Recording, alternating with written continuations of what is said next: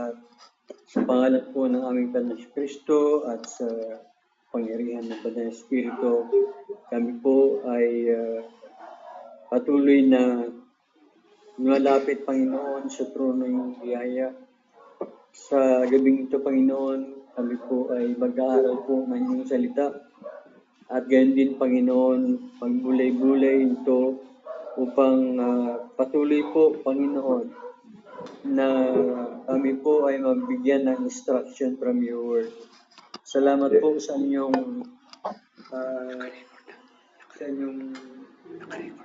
alipin, Panginoon, na kung saan ang iyong lingkod ay patuloy mong gabayan ang bayan upang patuloy siya pong magamit, Panginoon, sa araw na ito ng aming mentoring. Kayo po ang siyang itaas po namin at mapasalamatan, Panginoon, sa gabing ito. Pagkat ang lahat ng ito ay aming dalangin sa pangalan ni Jesus. Amen.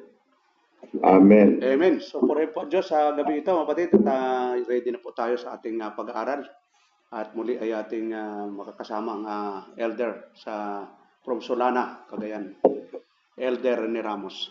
Der. Okay, magandang gabi po mga kapatid. Noong mga nakaraang araw ay pinag-aralan po natin yung kapamahalaan ng Diyos sa kanyang kadakilaan. Pangalawa, yung kapamahalaan ng Diyos sa kanyang kapangyarihan. At naman po ay ang kapamahalaan ng Diyos sa kaluwalhatian ng kanyang biyaya. Doon pa rin po tayo sa ating text sa 1 Chronicles chapter 29 verses 11. Sabi po ng Bible, "Thine, O Lord, is the greatness and the power and the glory and the victory and the majesty, for all that is in the heaven and in the earth is thine. Thine is the kingdom, O Lord, and thou art exalted as head above all." Tayo po ay sumandaling manalangin. Panginoon, i-bless niyo po muli ang aming pag-aaral. Bigyan niyo kami, Panginoong Diyos, ng spiritual na pangunawa. Alam po namin na marami kaming mga limitasyon, Panginoon. Subalit, naniniwala po kami sa kapangyarihan ng Banal na Espiritu Santo na siyang magbigay sa amin, Panginoon, ng karunungan ngayong gabi.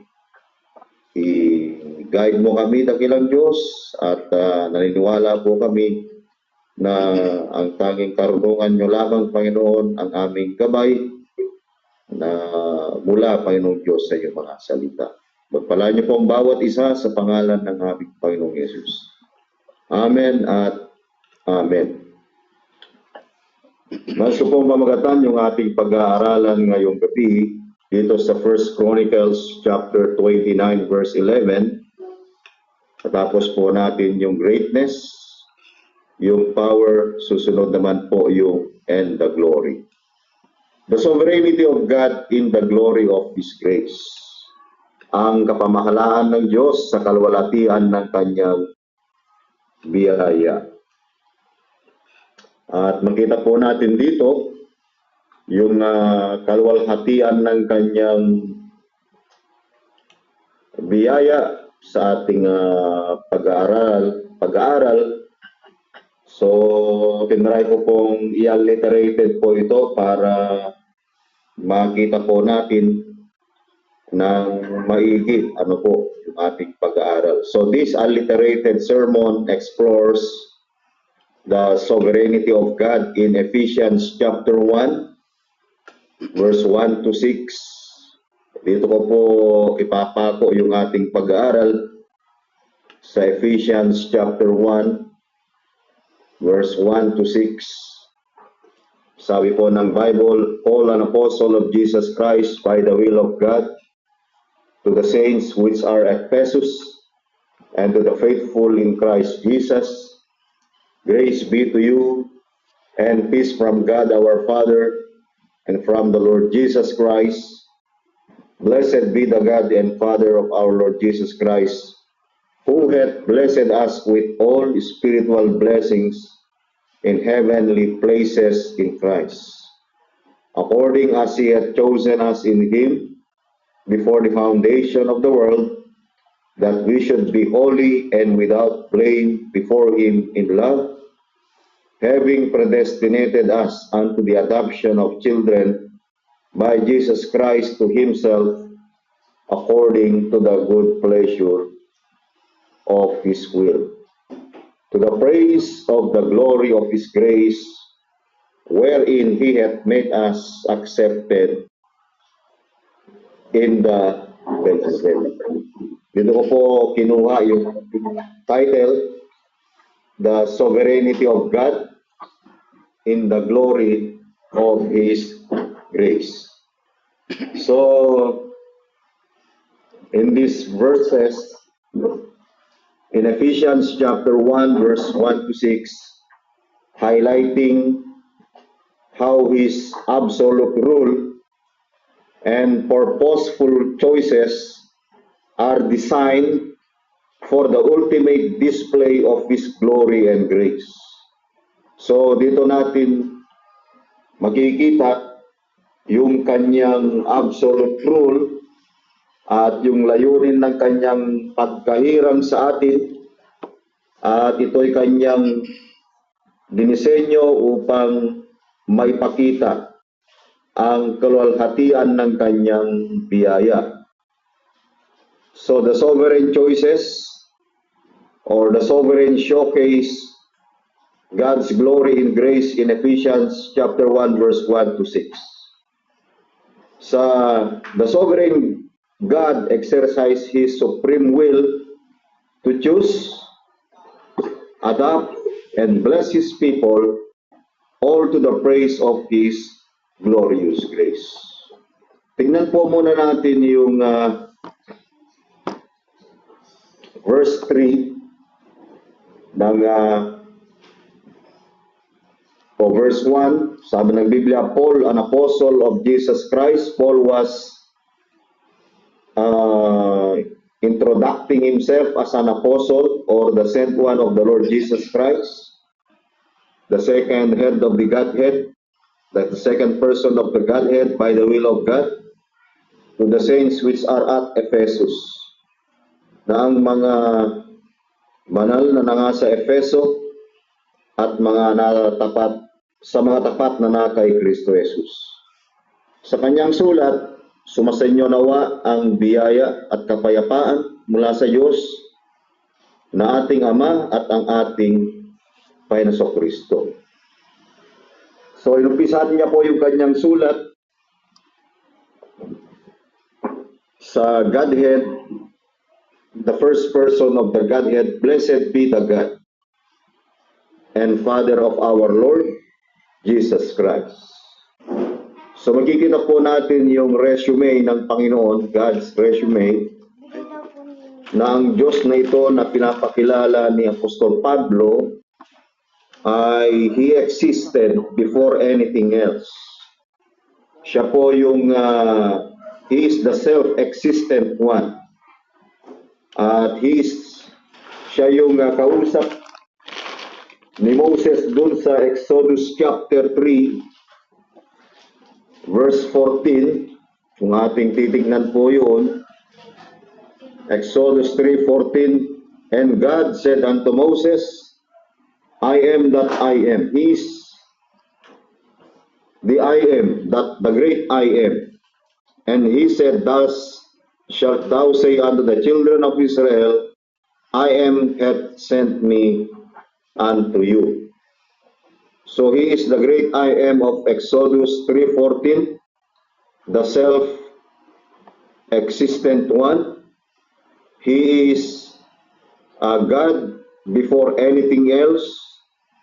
Kaya yung testimony ng psalmist doon sa Psalms chapter 90 verse 2, makikita po natin mga kapatid, yung nakasulat sa Psalms chapter 90 verse 2, ang sabi ng Biblia, before the mountains were brought forth, or ever thou hast formed the earth and the world, even from everlasting to everlasting, thou art God. So makikita po natin na ang Diyos na ito ay walang pinagmulan. Alam po natin na napakahirap arukin kung saan nagmula ang Diyos, sabagkat limitado po, mga kapatid, yung ating kaalaman at hindi na po natin kayang arukin yung karunungan ng Diyos kung saan po siya nanggaling. Ang testimony po ng Psalms 90 is even from everlasting to everlasting, thou art God. Hindi po siya He was God before He was existed before yung tinatawag nating timeless eternity. Pangalawa na makikita po natin sa 1 Timothy chapter 6, verse 16. 1 Timothy chapter 6, verse 16, nabasa na po natin ito nung mga nakaraang pagtatalakay po natin, mga nakaraang pag-aaral natin, who only hath immortality. He is the immortal God, dwelling in the light which no man can approach unto, whom no man hath seen or can see. To him be honor and power everlasting. Amen. Siya lamang ang walang kamatayan, na nananahan sa liwanag na di malapitan at di nakita ng sinumang tao o makikita man, sumakaniya nawa ang kapurihan at paghaharing walang hanggan. Kaya makikita po natin yung kanyang pagka-Diyos, that He is the immortal God. Pangalawa na makikita po natin, He created all things. Yung Diyos na ito na self-existent one ay He created all things for His own glory. Doon sa John chapter 1 or Genesis 1:1, in the beginning was the Word, and in the beginning God created the heaven and the earth. So all things that are created are for His own glory. John chapter 1 verse 3. John chapter 1 verse 3 as our chain references sa John chapter 1 verse 3, sabi po ng Biblia, all things were made by Him. Ang lahat ng mga bagay ay ginawa sa pamamagitan niya, and without Him was not anything made that was made. At alinman sa lahat ng ginawa niya ay hindi ginawa kung wala siya. Colossians chapter 1 verse 16. Isa sa mga malimit po nating binabasa na nagpapatunay na ang kanyang Colossians chapter 1 verse 16.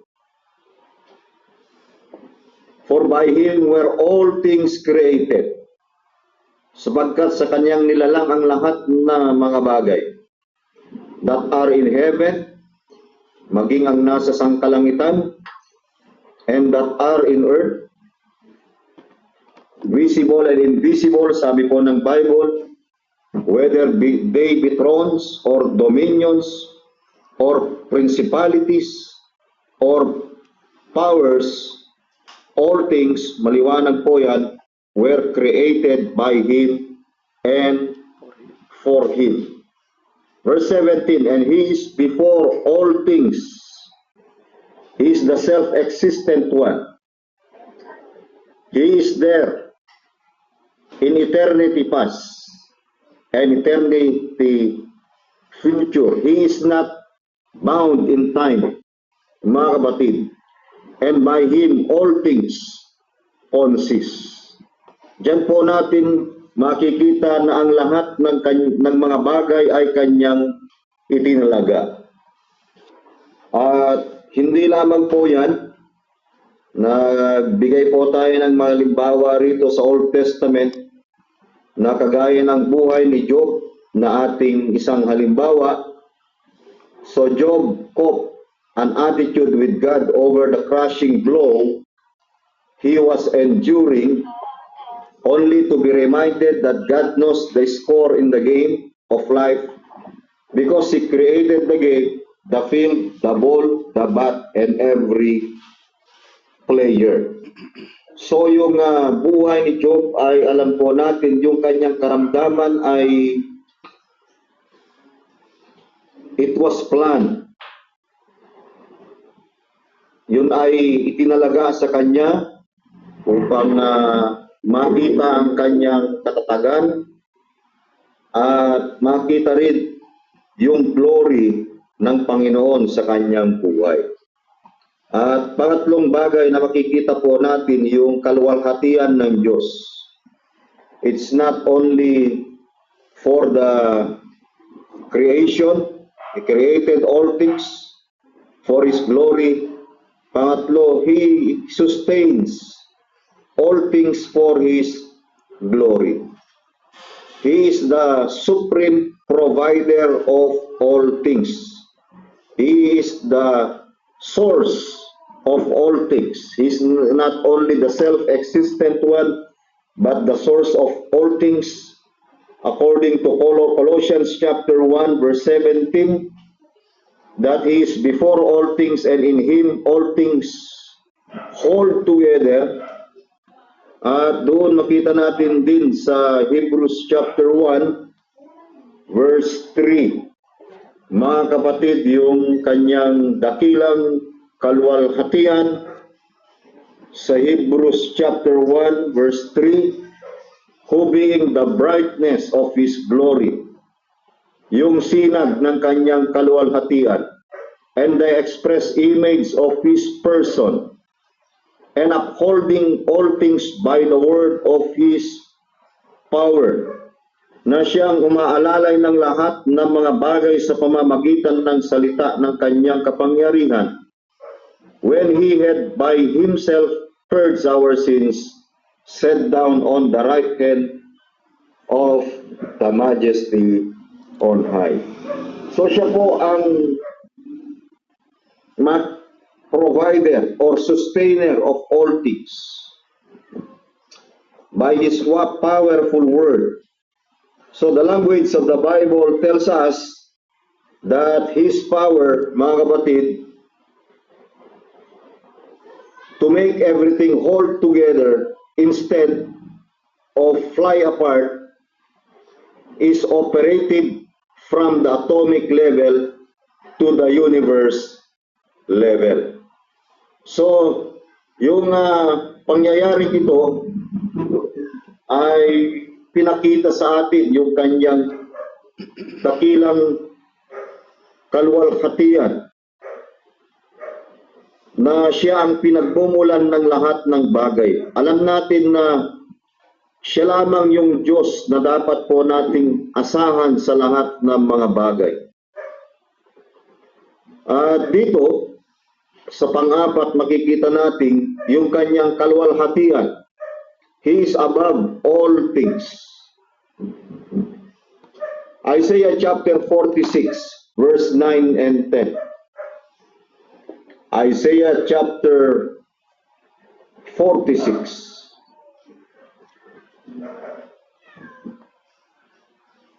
Isaiah chapter 46. Verse 9 and 10. Sabi po ng Biblia, remember the former things of old. For I am God, and there is none else. I am God, and there is none like me. Walang kagayang Panginoon. Declaring the end from the beginning, and from ancient times the things that are not yet done, saying, my counsel shall stand, and I will do all my pleasure. Ang payo ko ay titindig at gagawin ko ang aking buong kaligayahan. Dito makikita po natin that He is above all things. Wala nang ibang pinakamataas na Diyos, kundi siya yung Diyos ng kataas-taasan, mga kapatid.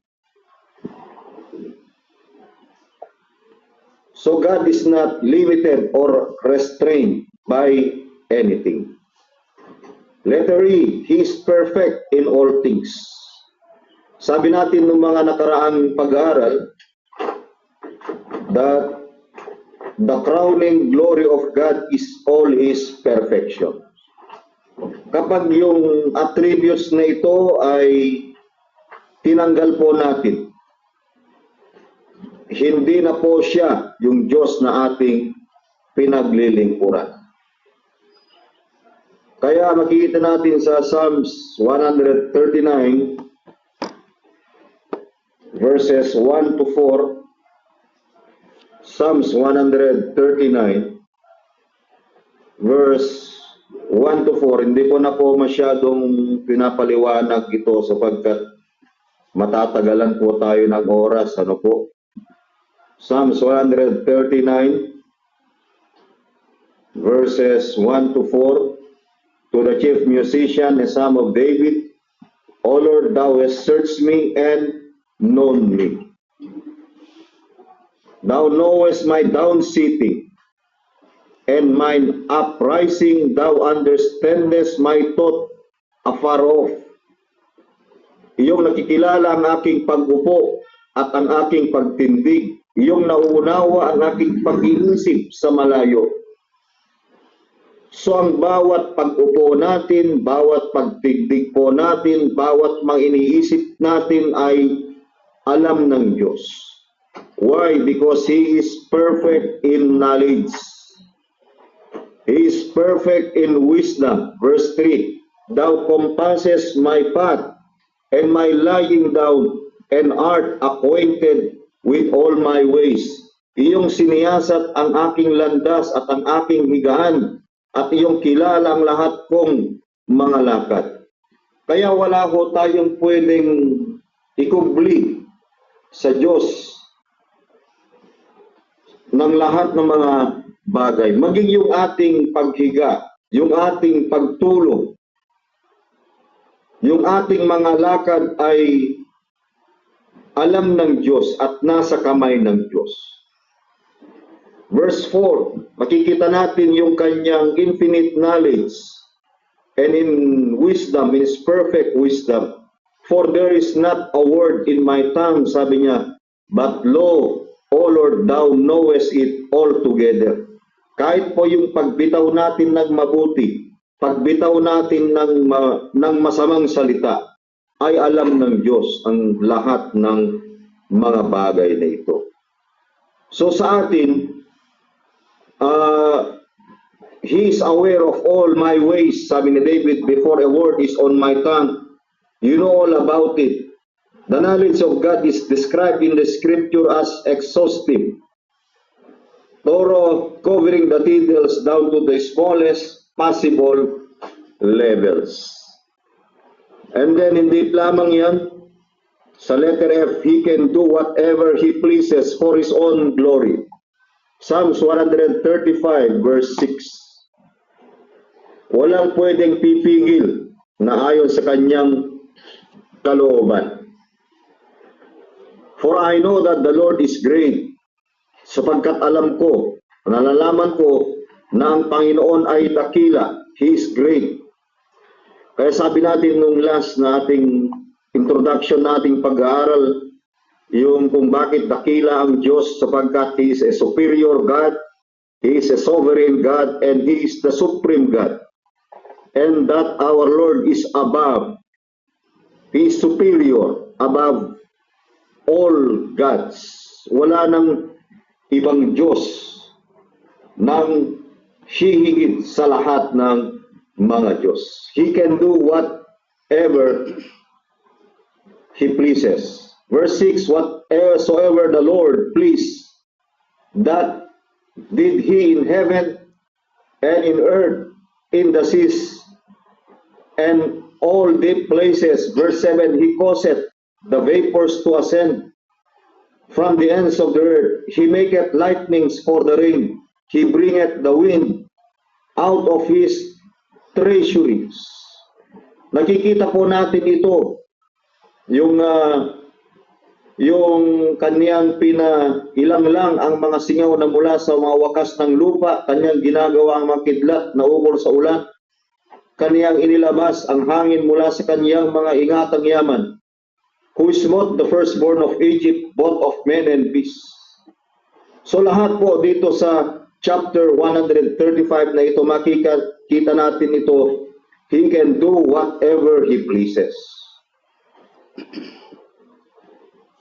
And letter G, He orchestrates all things.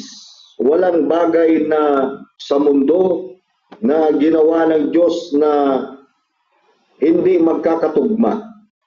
Lahat po ay nagkaka-orchestrate. Kagaya ng string ng gitara, hindi po dapat magkakakontra. Yung kanyang creation, yung ating solar system, hindi nagkakaumpog. Nagkakaumpog because He uphold it by its own power. So even our deaths are orchestrated, naka-orchestrated na po.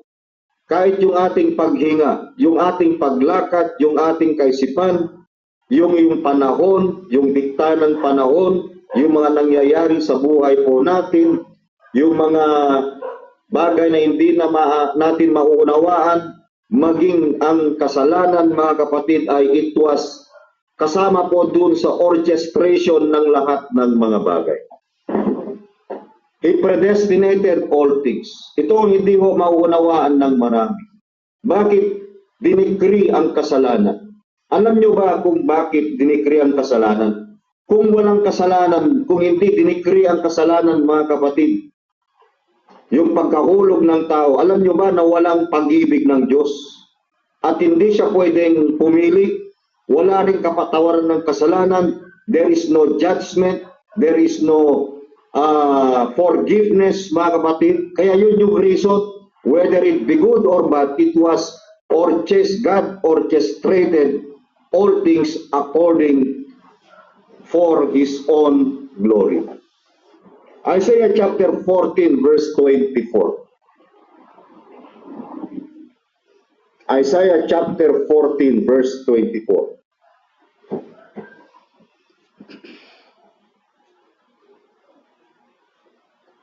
Isaiah chapter 14 verse 24. The Lord of hosts hath sworn, saying, surely I have thought, so shall it come to pass, and as I have purpose. Diyos po ang may layunin. As I have purpose, so shall it stand. Ang Panginoon na mahugbo ay sumumpa, na nagsabi, tunay na kung ano ang iniisip ko, gayon ang mangyayari. Hindi natin pwedeng diktahan ang kaisipan ng Diyos kahit po sa ating mga panalangin at kahit sa mga bagay na ating hinihiling sa panalangin. Hindi totoo yung sinasabi ninyo sa inyong panalangin na prayers changes all things. Hindi ho natin katuruan po yun. It is God that changes all things. It is not your power, your prayer, because your prayer is not sovereign. Tandaan po natin, yung kalooban lamang ng Diyos at yung kanyang layunin lamang ang tatayo, mga kapatid, mananayo. He can do whatsoever He pleases. He orchestrates all things for His own glory. And then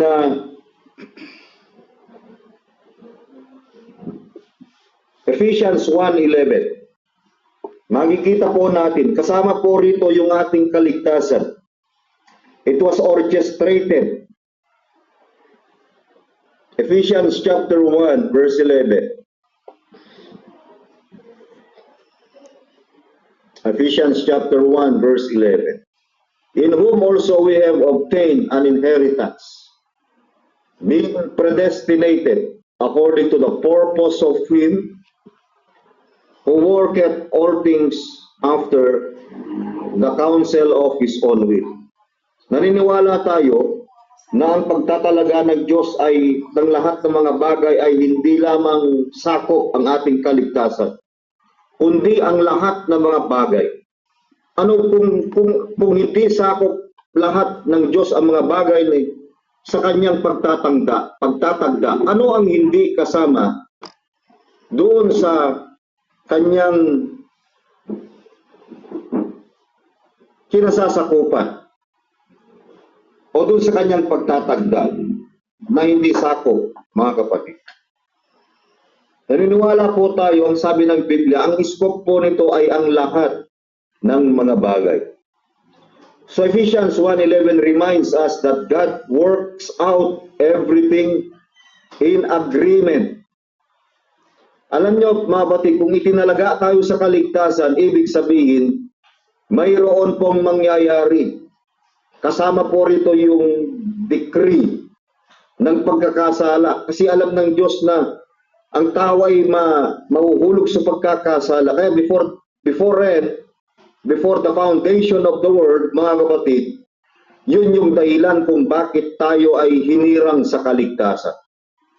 Sapagkat may mangyayaring malaking dilema sa buhay ng tao.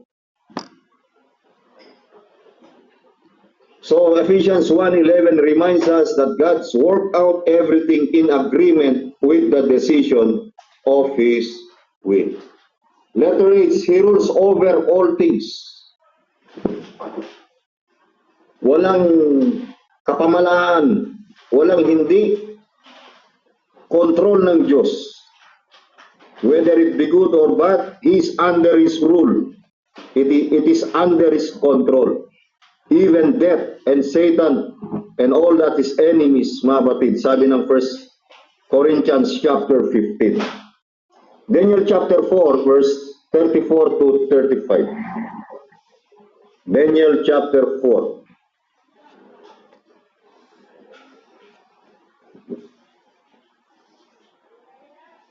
Daniel chapter 4. Verse 34. And at the end of the days, I, Nebuchadnezzar, lifted up mine eyes unto heaven, and mine understanding returned unto me. And I blessed the Most High, and I praised and honored Him that liveth forever, whose dominion is an everlasting dominion, and His kingdom is from the generation to generation. At sa katapusan ng mga kaarawan, akong si Nabucodonosor ay nagtaas ng aking mga mata sa langit, at aking unawa ay nanumbalik sa akin, at aking pinuri ang kataas-taasan, at aking pinuri at pinarangalan ko siya na nabuhay magpakailanman. Sapagkat ang kaniyang kapangyarihan ay walang hanggang kapangyarihan, at ang kaniyang kaharian ay sa saling lahi. Verse 35.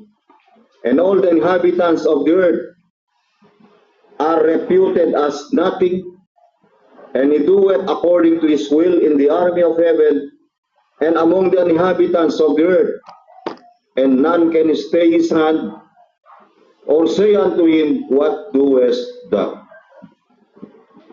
Verse 36, At the same time my reason returned unto me, and for the glory of my kingdom and my honor and brightness returned unto me, and my counselors and my Lord sought unto me, and I will establish in my kingdom, and excellent majesty was added unto me. Verse 37, And now I, Nebuchadnezzar, praise and extol and honor the King of heaven. All works are truth, and His ways judgment, and those that walk in pride is able to abase. Dito kasi naramdaman ni Nebuchadnezzar na sa ilang taon ay talagang pinarusahan siya ng Diyos at damo na lamang po yung kanyang kinakain. He rules over all things. At yun po mga kapatid, yung makikita natin, He rules over all things for His own glory. Ito po yung makita natin sa Old Testament. Kung makikita natin yung kanyang biyaya, yung kaluwalhatian ng kanyang biyaya, the sovereignty of God in the glory of His grace. Ngayon po, balik po tayo doon sa Ephesians chapter 1. Sabi ko po kanina, din po natin ipapako yung ating pag-aaralan. Yung ating mga nabanggit ay it is just our introduction. At dito sa verse 3, makikita po natin, blessed be the God and Father of our Lord Jesus Christ, who hath blessed us with all spiritual blessings in heavenly places in Christ. Verse 4, according as He hath chosen us in Him before the foundation of the world, that we should be holy and without blame before Him in love. So in verse 4, we will see that God has chosen us in Him or in Christ. That is the glory of the divine election. Yan po yung kaluwalhatian ng kanyang ng ating makadiyos na pagkahirap, our divine election. At makita natin yung authority, the author's authority in verse 1, that Paul identified himself as an apostle by the will of God. His commission was not a human choice, but a divine decree showing God's sovereignty over leadership and ministry. So binabanggit niya po ito sa Ephesian Church. Pinapaliwanag niya itong divine decree na ito, the glory of the divine election, kung paano ang Diyos ay kumilos before the foundation of the world upang sa ganun mga kapatid ay mapabuti natin yung kanilang leadership at yung ministry na pinagkatiwala ng Diyos sa kanila. So in verse 3, we will see under that the glory of this provision. And what is the provision of God? So by way of introduction, allow me to define what the doctrine of election teaches. So the doctrine of election declares God before the foundation of the world, according to verse 4, choose certain individuals from among the fallen members of Adam, raised to be the objects of His undeserved favor. Yung kanyang pagkahirang ay hindi pa po nahulog ang tao sa pagkakasala. Naniniwala po tayo ang pagkahirang natin ay bago niya nilalang ang langit at ang lupa. It is before the creation. In eternity past, humirang siya, pumili siya. Nangyari po yan before the fall. Yung ating pagkahirang, it is not after the fall, but before the fall. It is before God, before the foundation of the world, choose certain individuals from among the fallen members of Adam, raised to be the objects of His undeserved favor. Yung kanyang mga hinirang ay object. Ito po yung sentro. It is the objects of His undeserved. Ito po yung mga recipient ng undeserved favor. Yung unmerited favor. This and this alone, He purposed to save At dito natin makita His eternal choice of particular sinners for salvation was not based upon any foreseen acts or response.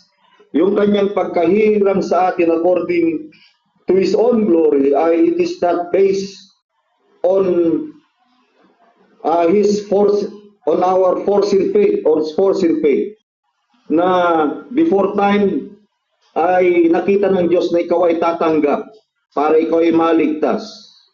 So yung ating paghirang sa atin, mga kapatid, ay unconditional election.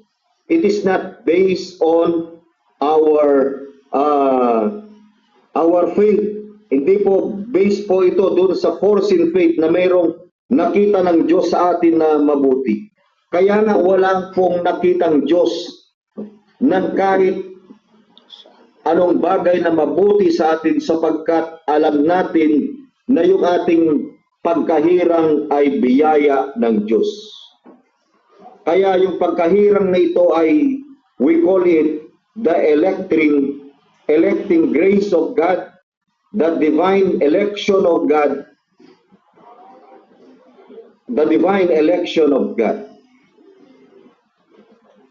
So, yung ating pagkahirang was based solely on His own good pleasure and sovereign will. Verse 5, having predestinated us unto the adoption of children by Jesus Christ to Himself, according to the good pleasure of His will, His eternal choice of particular sinners for salvation was not based upon any foreseen acts or response on the part of those selected, but was based solely on His good pleasure and sovereign will.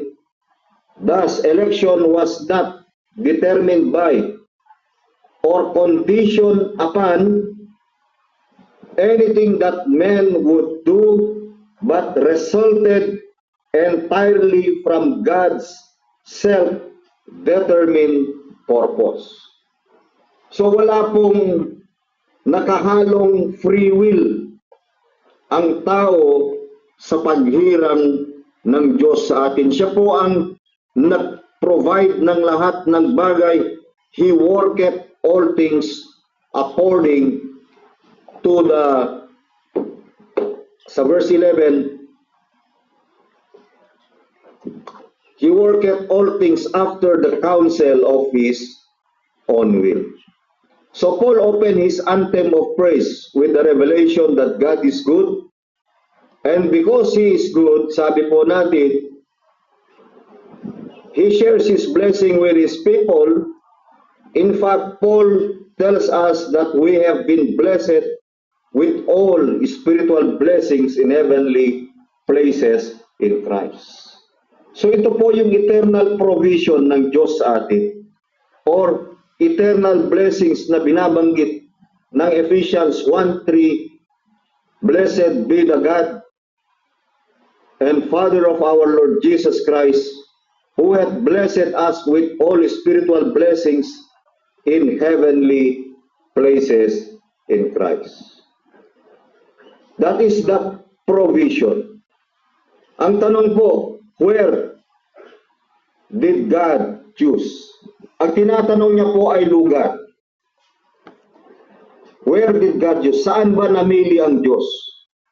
Namili ang Diyos, sabi ng Biblia, sa verse 4, according He hath chosen us in Christ, in the place of Christ.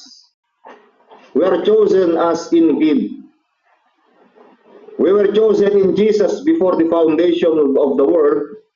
In other words, God sovereignly placed us in Christ. Ang Diyos ang siyang naglagay sa atin, sa ating Panginoong Kristo. Thus, when Jesus came to the earth, we were in Him. When He died on the cross, we were in Him. When He rose from the dead, we were in Him. Kaya nakikita po natin yung assurance o yung kasiguraduhan ng paghirang na ito na ayon sa kanyang dakilang biyaya. Not only the the place or the provision that where Christ, God, chooses us. Pangalawa na makita po natin, we will see the plan. Yung sa verse 4 kanina, verse 3, the provision, He blessed us with spiritual blessing. The plan is He had chosen us in Him before the foundation of the world. Yan po yung plano. Sinigurado ng Panginoon yung ating kaligtasan. That is before the foundation of the world.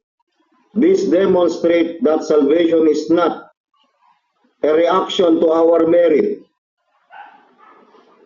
but a sovereign plan, a divine choice, an electing grace, established when in eternity past. And that is before the foundation of the world. Yung katanungan, when did God choose? Lagi natin binabanggit before the foundation of the world. Yung timeline po ay eternity, and that is before the foundation of the world. Some people hear this and say, I believe God chooses, but that He does so based on His foreknowledge. They appeal to passages like Romans 8:29, which says, for whom He did foreknow, He also did predestinate to be conformed to the image of His Son, that He might be the firstborn among brethren. Dun sa 1 Peter 1:2, which reads, elect according to the foreknowledge of God, through sanctification of the Spirit,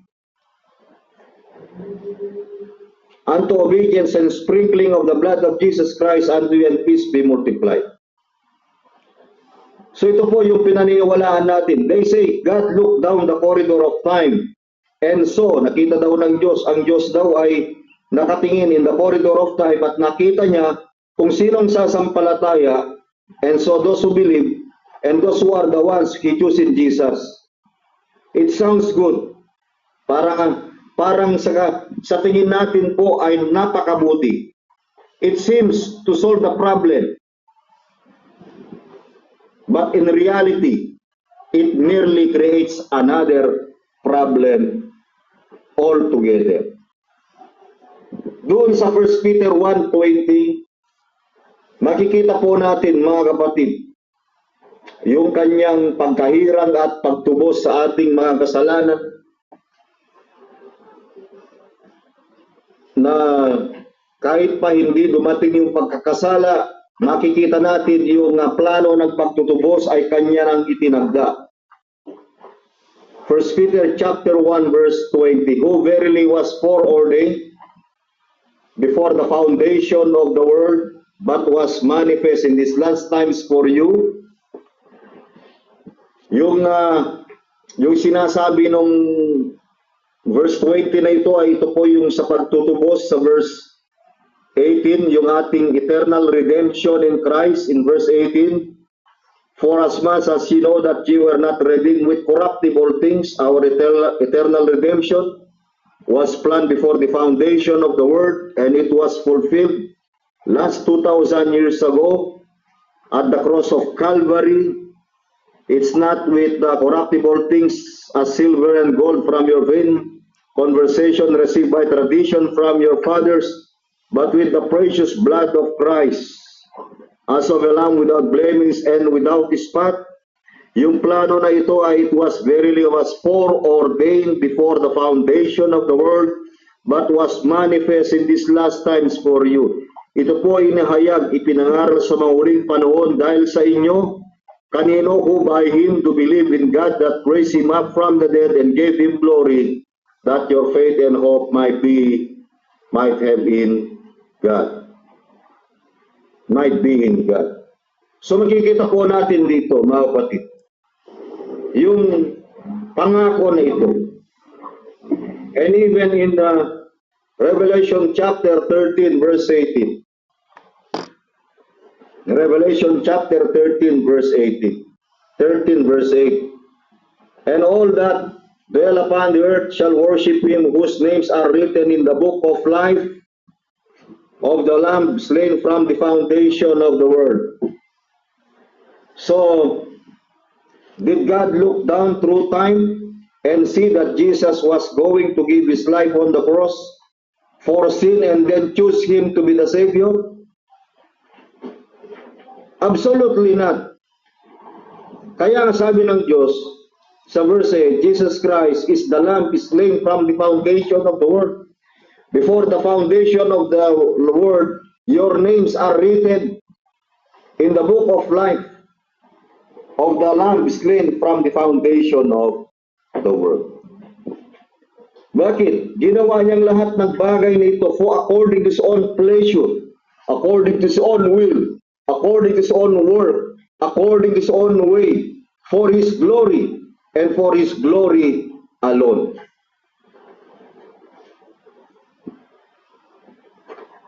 Yung salitang porno po rito, mga kapatid, the word that is translated as porno and foreordained does not mean to know something ahead of time. It means to plan something ahead of time.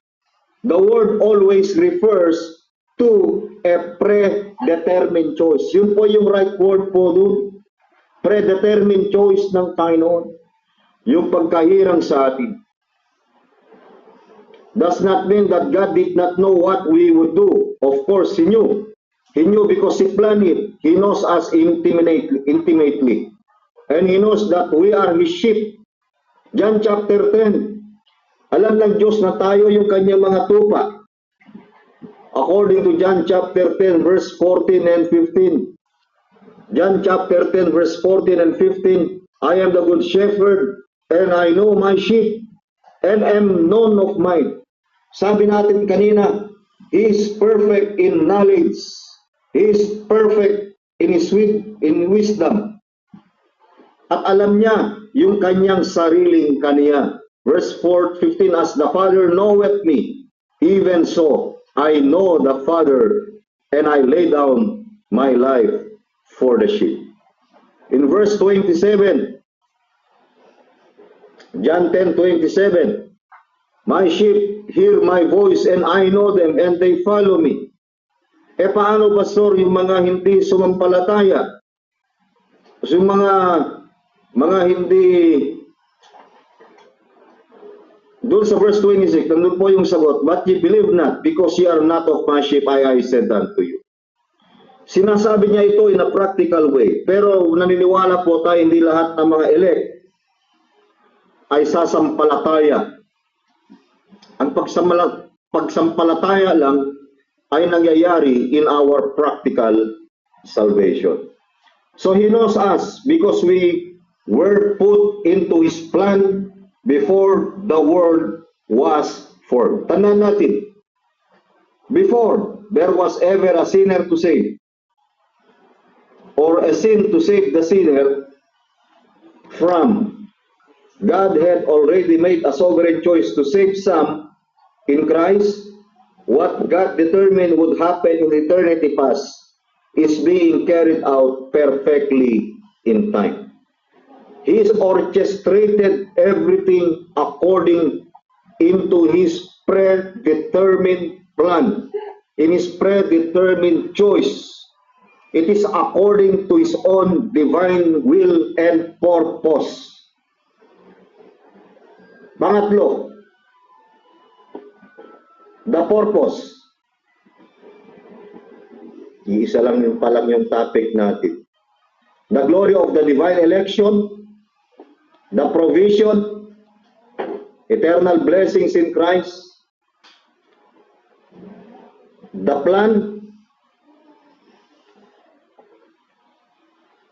before the foundation of the world, He established an electing grace established in eternity past, that is the plan. And what is the purpose? Ano yung kanyang layunin? the purpose in verse 4. Ephesians 1:4. Kung hindi po natin ito matapos, tutuloy po natin sa susunod na bukas. Ephesians 1:4. Ephesians chapter 1 verse 4, according as he hath chosen us in him before the foundation of the world. What is the purpose? That we should be holy. What is the goal of our divine election? The goal of this choosing was that he should be holy and without blame before him in love. So God sovereignly set or prepared the standard and works to achieve it in us. Tandaan po natin, hindi natin accomplishment ang kaligtasan po natin. Ang may achievement po dyan ay ang Diyos. Yung kanyang layunin, yung ating pagkahirang, ang foundation na ito ay the love of God is the source and the foundation, the spring of election itself, and of holiness and happiness, the end of it. Kaya nga, for God so loved the world, that He gave His only begotten Son, that whosoever believeth in Him should not perish, but have everlasting love. Yung love ng Ephesians 1:4 ay kaparehas ng John 3:16. Yan din yung sinasabi ng Jeremiah 31 verse 3, that I have loved thee with an everlasting love. So the purpose, why did God choose? The divine electing grace of God. Bakit siya namili? For His own glory. So dito sa verse 4,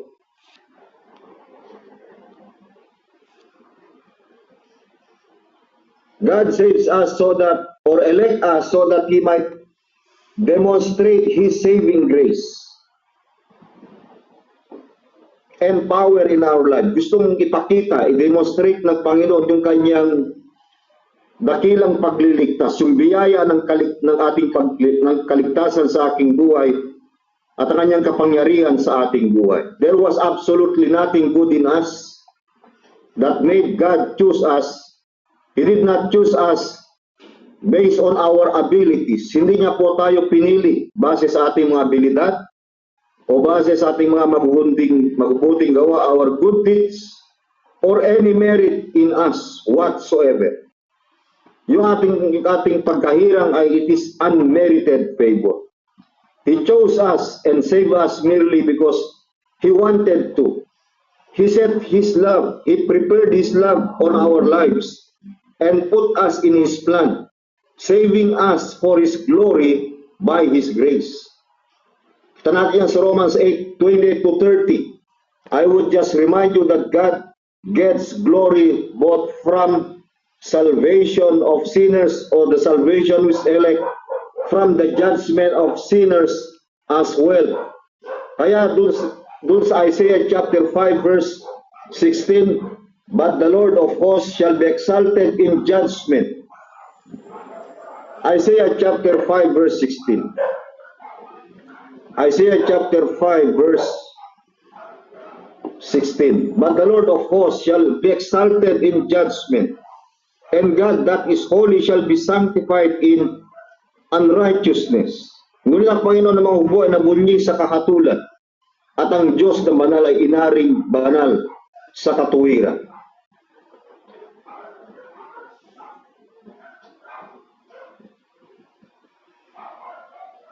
The ultimate reason God chose anyone for salvation is for His own glory alone. Makikita po natin yan sa Ephesians chapter 1 verse 5. Basahin po natin ulit yun, mga batid. Ephesians chapter 1 verse 5. Having predestinated us unto the adoption of children by Jesus Christ to Himself, according to the good pleasure of His will. Verse 6, to the praise of the glory of His grace, wherein He hath made us accepted in the beloved. Verse 12, that we should be to the praise of His glory. Ito po yung kaluhalatian, the grace of the glory of His glory, the glory of our divine election, who first trusted in Christ. That is in a practical sense in verse 14, which is the earnest of our inheritance until the redemption of the purchased possession unto the praise of His glory. So makikita natin, binabanggit niya yung kanyang glory, yung kanyang kaluwalhatian, yung divine election or our divine salvation was not based on man's hand, but it is based on God's hand. So this is the ultimate reason. These verses make it clear that God did what God did because it brought Him the most glory. And again, I will flesh this out in the future, sa future na sunod araw, but for now, you need to remember that if you are saved, saved from what?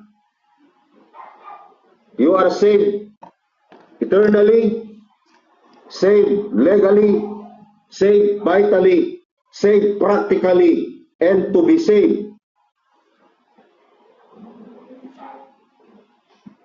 in the future, you are saved because God received glory from your conversion. So makikita natin in a practical sense yung conversion sa buhay po natin. Kaya sabi ni sa 1 Corinthians chapter 1 verse 26 to 31. Doon sa ating vocational election. 1 Corinthians 1:26. 1 Corinthians chapter 1 verse 26. For you see your calling, brethren. This is our vocational election. This is not referring to our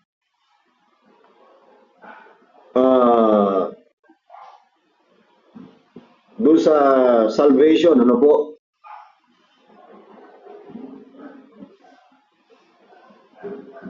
For you see your calling, brethren, how that many wise men after the flesh, not many mighty, not many noble are called, but God hath chosen the foolish things of the world.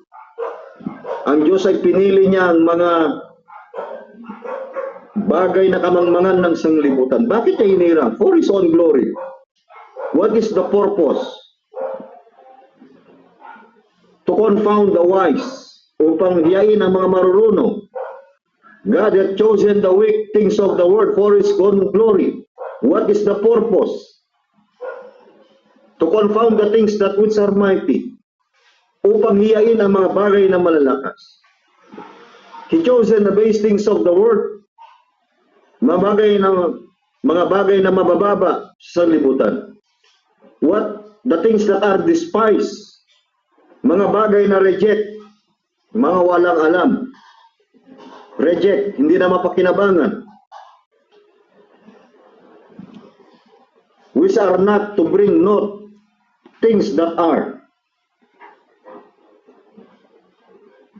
Bagay na walang halaga upang mawalang halaga ang mga bagay na mahalaga. What is the main reason? That no flesh should glory in His presence. Kaya ngayong gabi, mga kapatid, ay nakita natin yung kaluwalhatian ng ating the glory of the divine election. Bukas itutuloy po natin ito at ayaw ko naman po na ipaliwanag ito na mabilis. Gusto po natin himayin. At bukas pag-aaralan natin the glory of the divine adoption. Magandang gabi po at nawa muli pinagpala tayo ng Panginoon sa pamamagitan ng kanyang salita. To God be the glory po.